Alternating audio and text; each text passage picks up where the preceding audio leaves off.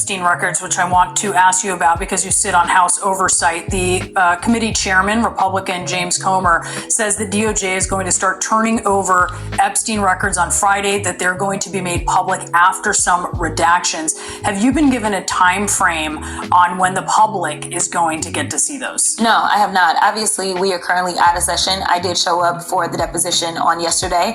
I personally believe once we're in, he will have some conversations with our ranking member and we will see what it is that they're proposing. But we're going to do everything that we can to make sure that there's some real transparency. Everything about this particular administration has been less than transparent. When we think about the way that they've tried to pass the most horrible iteration of their bills, they've tried to do that when people were sleeping.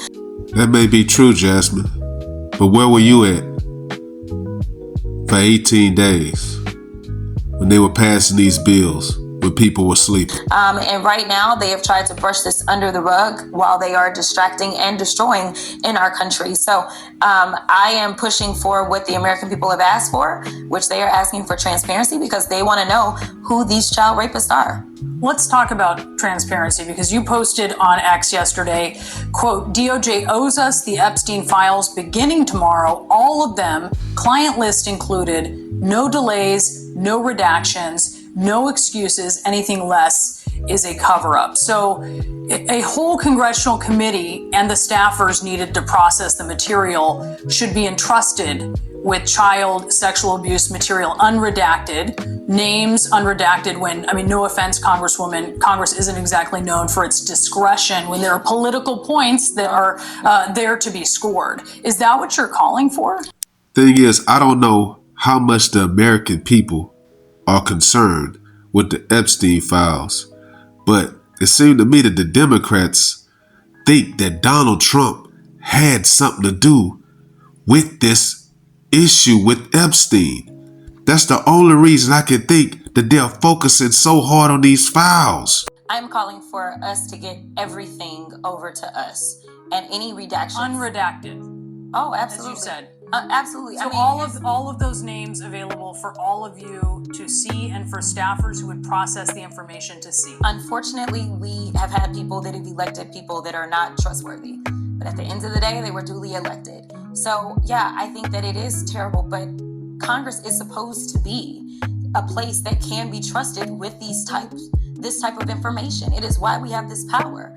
And ultimately, we need to, again, hold people accountable. What do you say to victims' concerns, though? Oh, That's a lot of information being widely disseminated. As you know, I practice criminal law. So for me, I don't think that we need to release the names out to the public of these victims. But when it comes down to it, the DOJ needs to give it to us. Now, if there is a transgression that takes place, then I think that we need to hold those staffers and or those members that end up engaging in that transgression, because you cannot be entrusted to do what's right and then violate that very trust and then say, oh well. So no, we're gonna have to hold people accountable if for some reason they violate their trust. But I do think that it is important that we get everything unredacted, because the problem is I don't trust this DOJ whatsoever. We know that we have an attorney general that seemingly has sworn an oath to the man in the White House instead of swearing an oath to the Constitution.